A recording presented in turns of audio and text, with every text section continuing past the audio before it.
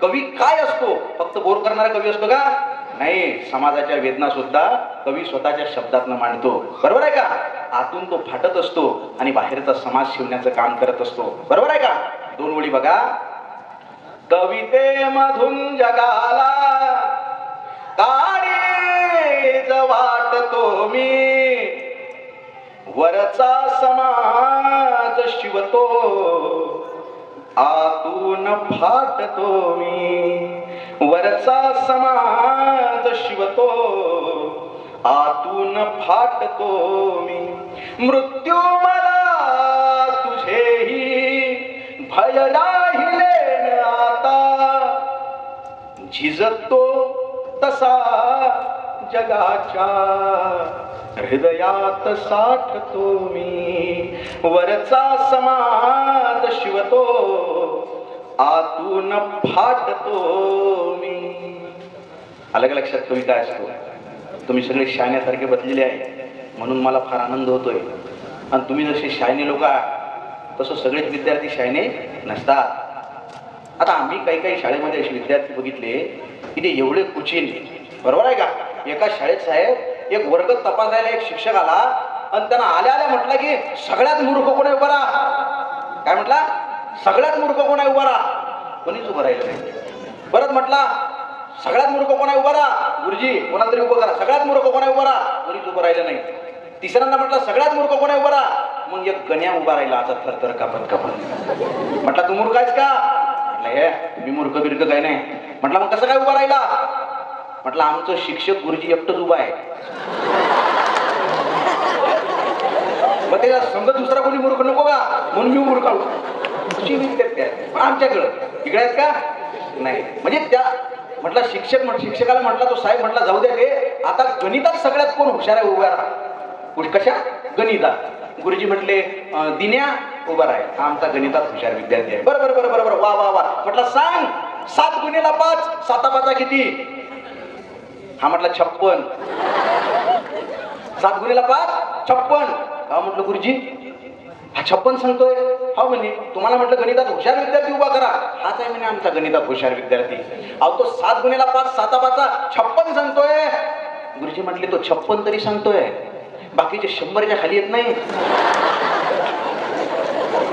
अशी विद्यार्थी असतात. बरोबर आहे का? तुमच्याकडे असे विद्यार्थी आहेत का? नाही. एका पोराला त्या घड्याने विचारलं अरे खरे सांग म्हणे सीतेच्या स्वयंवरात धनुष्यबाण कोणी तोडला? काय म्हटला? सीतेच्या स्वयंवरात धनुष्यबाण कुणी तोडला? तो मुखाच्या मुखास गप्प बसला. सांग म्हणे सीतेच्या स्वयंवरात धनुष्यबाण कोणी तोडला? तो परत गप्पच राहिला. सांग म्हणे सीतेच्या स्वयंवरात धनुष्यबाण कोणी तोडला? हा म्हटलं आई शपथ सांगतो गुरुजी मी नाही तोडला आणि मा बापाने नाही तोडला. कारण माझी आई किती गरीब आहे तुम्हाला माहिती आहे गुरुजी.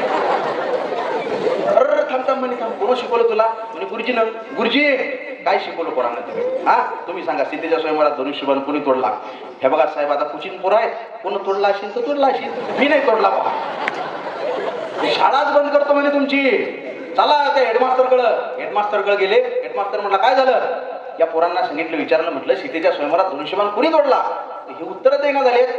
बरोबर म्हणून असू द्या काही हरकत नाही. कुणी का तोडे ना आपण त्याची भरपाई करून देऊ पण तुम्ही गमत. अशी शाळा असतात. पण तुमची तशी शाळा आहे का? नाही. तुमच्याकडं अत्यंत आदर्श शाळा आहे. महाराष्ट्रात खूप शिक्षक असे आहेत. आज तुम्हाला वाटत असेल की आपले शिक्षक आपल्यासाठी काय करतात. बरोबर आहे का? आज तुम्हाला त्यांनी केलेली पनिशमेंट, त्यांनी दिलेल्या शिव्या ह्या तुम्हाला आज गोचत असतील. पण लक्षात ठेवा हसवत हसवत क्षणात थोडे रडवत होते शिक्षक. शब्दांनी नाही कळले तर बडवत होते शिक्षक. हसवत हसवत क्षणात थोडे रडवत होते शिक्षक. शब्दांनी नाही कळले तर बडवत होते शिक्षक. राग यायचा तेव्हा जेव्हा लहान होता मेंदू. आता कळले हिऱ्यास नकळत घडवत होते शिक्षक. आता कळले हिऱ्यास नकळत घडवत होते शिक्षक.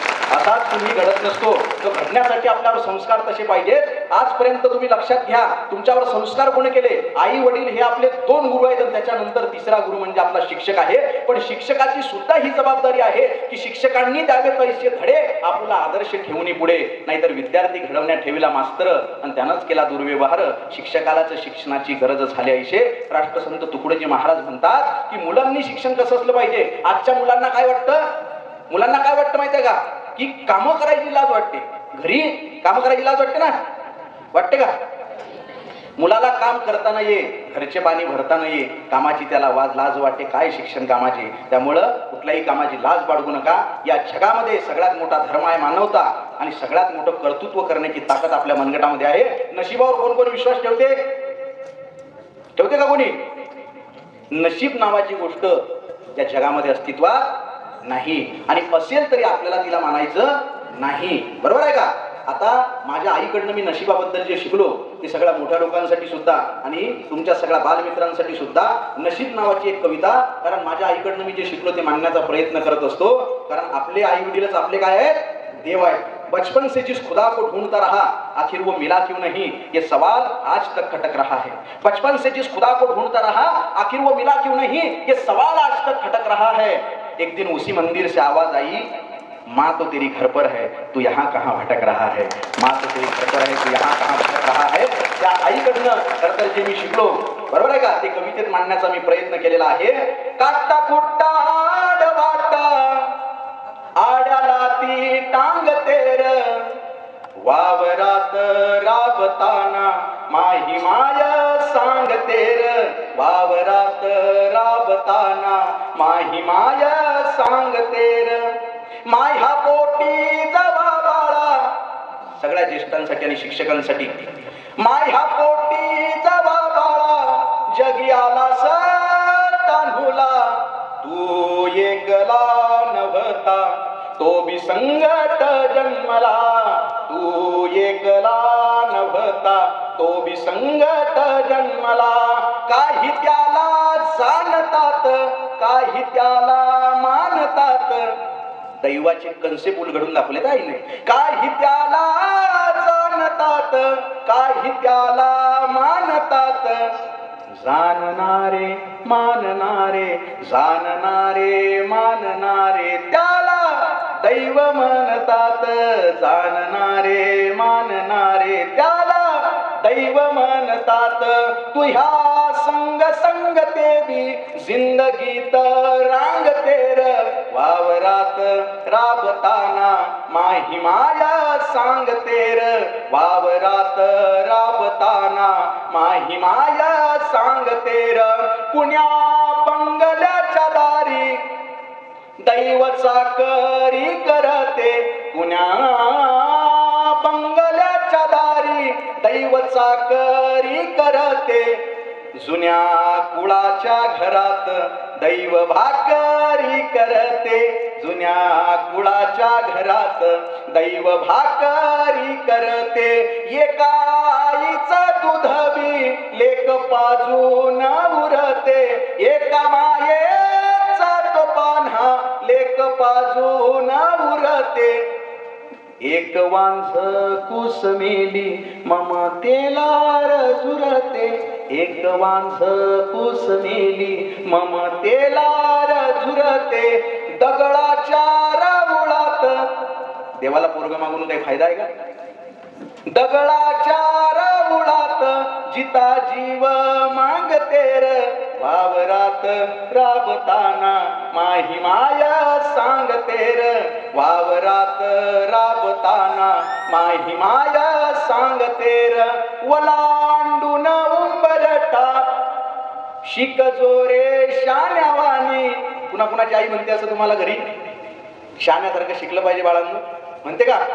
माझ्या आईनं मला आजवर तेच सांगितलं, वलांडून उंबरटा शिक जोरे शाण्यावानी, सदा हसत राहू दे तू ह्या डोळ्यातल पाणी, सदा हसत राहू दे तू ह्या डोळ्यातल पाणी. झोपाळ्यात बी दुखाच्या मोठ्या मायेनं झुलाव, होण्या जिंदगी गुलाब काट्यामधून फुलाव, होण्या जिंदगी गुलाब काट्यामधून फुलाव.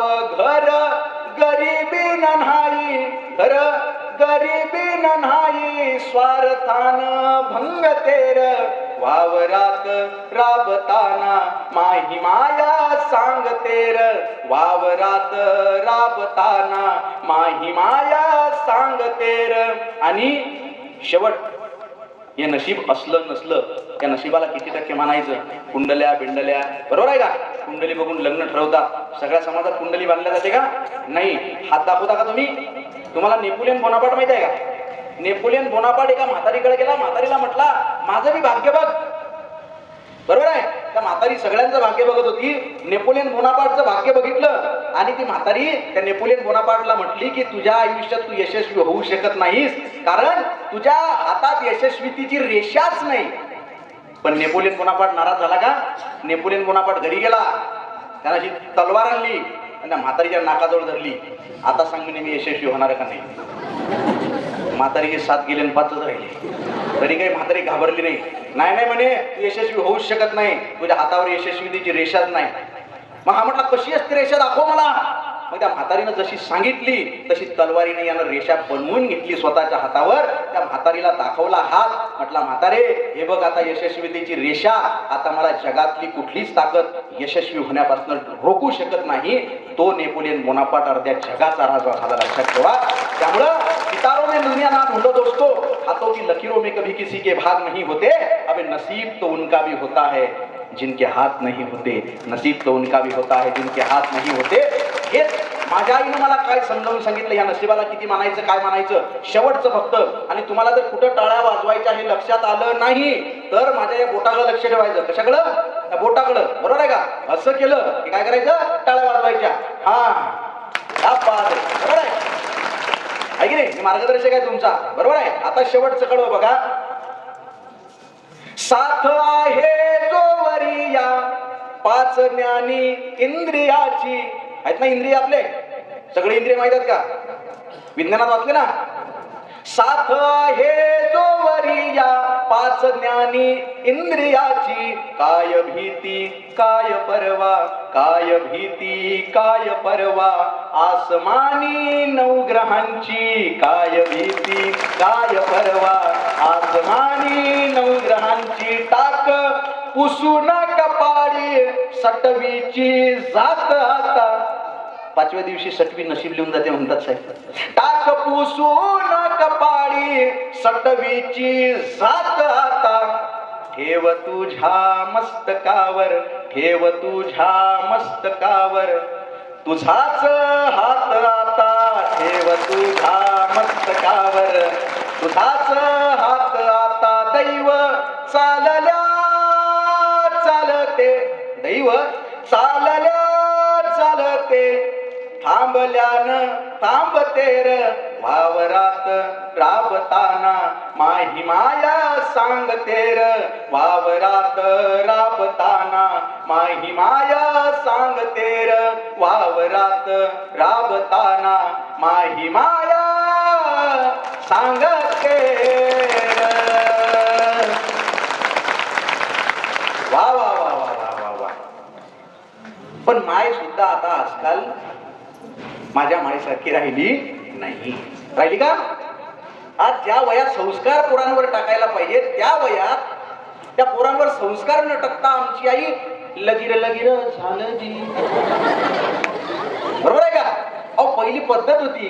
बरोबर आहे का? पहिले बघा अंगैगीत म्हणण्याची पद्धत होती. बरोबर आहे का? बाळ पाळण्यात टाकलं की त्याला अंगैगीत असायचं. बरोबर आहे का? त्या अंगैगीत कसं असायचं बघा. हाळ म्हणे कुत्रे आले, बैशिळ म्हणे मांजर आले, अंदृष्ट लागू नये अनंताच्या काजयाले. हा किती बरं वाटायला. बाळ सकाळी झोपलं की संध्याकाळपर्यंत उठायचं नाही. पण आजच्या बाया अहो चित्रपटाचं फॅड जेवढं झालं अंगगीत विसरले हो. ते बाळ पाळण्यात टाकतात आणि इश्क इश्क कर ना हे करले, इश्क इश्क में झिले मरले, इश्क इश्क ना. अहो ते बाळ झोपल का? तर झोपलं तर कोणते संस्कार त्याच्यात पडतील? पण हे सोडा, काही काही बायांना साहेब ते अंगगीत तर येतही नाही, पण पिक्चरही बघत नाही, पिक्चरचे गाणे येत नाही. मग त्या बाया तिसरंच कॉम्बिनेशन काहीतरी मनानं तयार करतात. येवा येवा येवा कुत्री लंगडी, येवा येवा येवा कुत्री लंगडी, धर्मा बाळाची टंगडी. अरे ते बाळ तुम्हाला मारणार नाही का त्या पाळण्यात?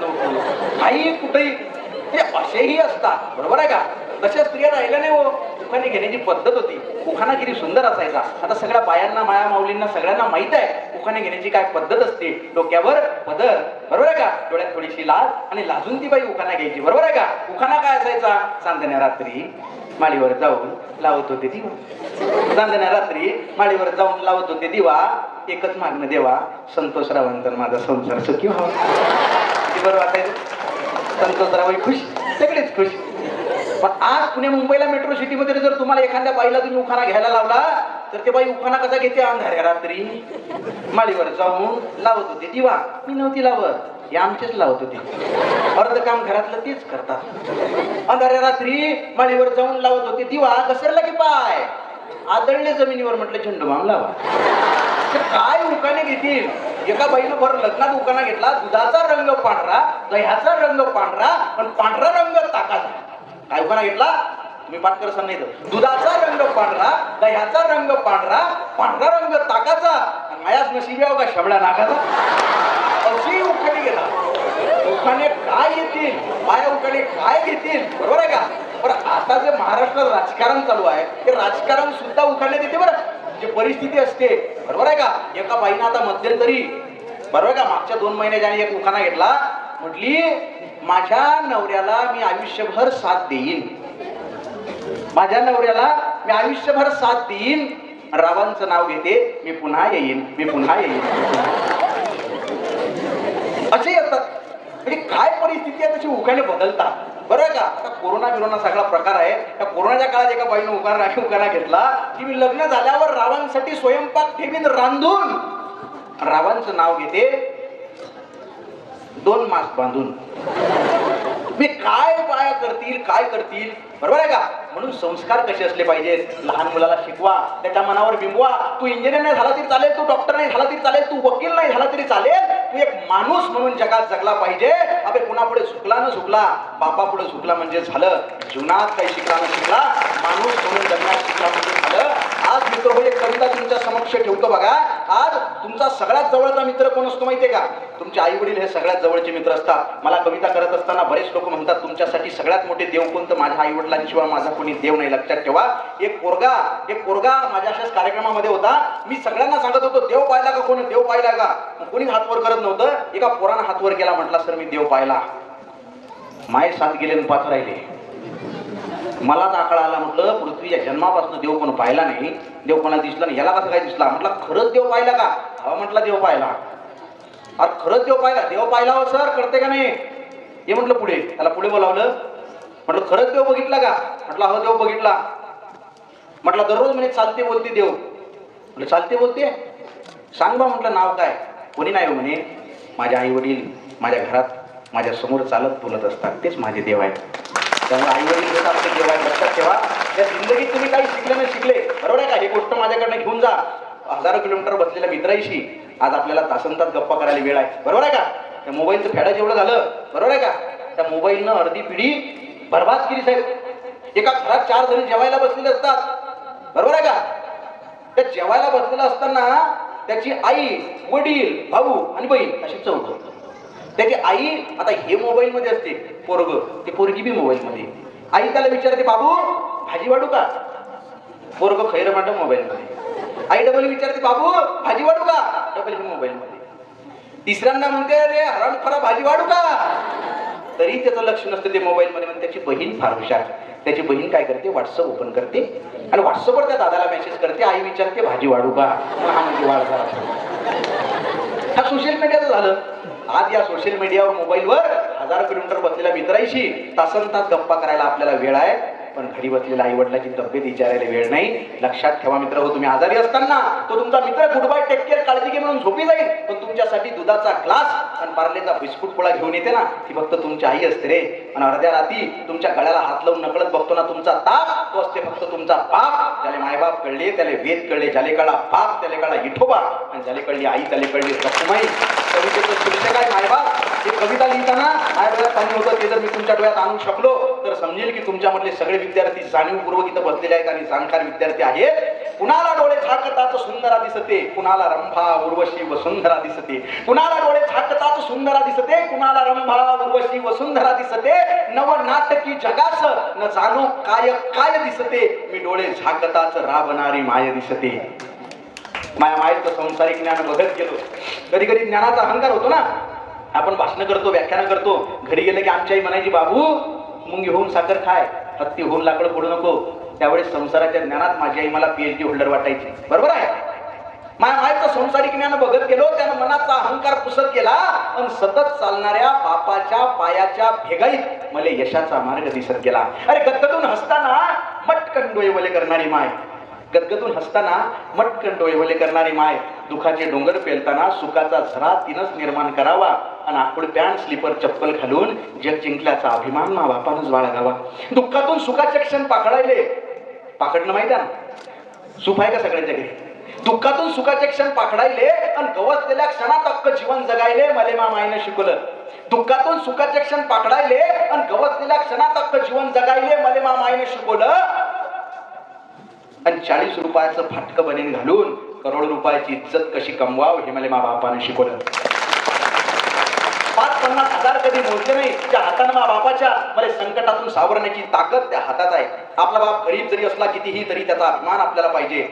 5-50 हजार कधी मोजले नाही, त्या हाताने मा बापाच्या मला संकटातून सावरण्याची ताकद त्या हातात आहे. सारेगमप भोपाळी भैरवी कशा सोबत खातात नाही माहिती आमच्या आईला, पण तिनं गायलेल्या प्रत्येक रागात मला झोपवण्याची ताकद आहे. तिनं गायलेल्या प्रत्येक रागात मला झोपवण्याची ताकद आहे. त्या भगवद्गीतेचा मामाईचा कधी संबंध आला नाही, त्या भगवद्गीतेचा मामाईचा कधी संबंध आला नाही. पण कर्मण्यवाधिकार असते हा श्लोक ती दररोज जगते. आणि कोण म्हणते माणूस नशिबाच्या मागे लागते, मा बाप उठल्यापासून नशीब बदलवण्यासाठी जगते आणि हे बावळट नशीब दररोज त्याच्या मागे लागते. कोणी म्हणे मा बाप आमदार आहे, कोणी म्हणे मा बाप खासदार आहे, कोणी म्हणे मा बाप जहागीरदार आहे. कोणी म्हणे मा बाप आमदार आहे, कोणी म्हणे मा बाप खासदार आहे, कोणी म्हणे मा बाप जहागीरदार आहे. छाती फुटेपर्यंत हा पठ्ठ्या सांगत असतो मा बाप इमानदार आहे.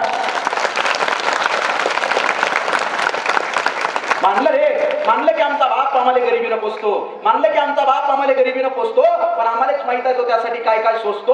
असतील लखोपती करोडपती लोक या जगात, पण हसून दाखवा आनंदात जसा मा बाप दुःखात हसतो. हसून दाखवा आनंदात जसा मा बाप दुःखात हसतो. कितीतरी सुंदर चेहरे हजारो नजारे पाहिजे असतील काळवडलेल्या डोळ्याला मामाईच्या, पण घमंड आहे मले की आजही माझा चेहरा तिला जगात सगळ्यात सुंदर दिसतो. माझा चेहरा तिला जगात सगळ्यात सुंदर दिसतो. मातीचं घर, मातीचं अंगण, मातीची चूल, अख्खा आयुष्य मामाईनं मातीतच कालवलं. लोक म्हणत असतील बापाले की काय तो कमावलं. अरे कमावील कसा, अख्खा आयुष्य मा बापानं माणूस बनण्यातच घालवलं. शेवटी नामजप करायले ते पूजा अर्चा करायले येळच नाही मामाईले. नामजप करायले पूजा अर्चा करायले येळच नाही मामाईले. तरी तिच्याच मनात मला खरा ईश्वराप्रती भाव दिसतो. आणि मंदिरात जाणं सोडलं रे मी बी, कारण उन्हानं काळवणलेल्या मा बापाच्या पाठीवरच मला संध्याकाळी देव दिसतो. उन्हानं काळवणलेल्या मा बापाच्या पाठीवरच मला संध्याकाळी देव दिसतो. शेवटी याच माय बापाचं नामस्मरण करत मला मरण येऊ दे आणि दमशील देवात हा चमत्कार होऊ दे. शेवटी याच माय बापाचं नामस्मरण करत मला मरण येऊ दे आणि दमशील देवात हा चमत्कार होऊ दे. तो स्वर्ग तो मोक्ष तुझा तुलाच राहू दे. तो स्वर्ग तो मोक्ष तुझा तुलाच राहू दे. पुन्हा फक्त एकदा याच मायबापाच्या पोटी जन्म घेऊ दे. पुन्हा फक्त एकदा याच मायबापाच्या पोटी जन्म घेऊ दे. पुन्हा फक्त एकदा याच मायबापाच्या पोटी जन्म घेऊ दे.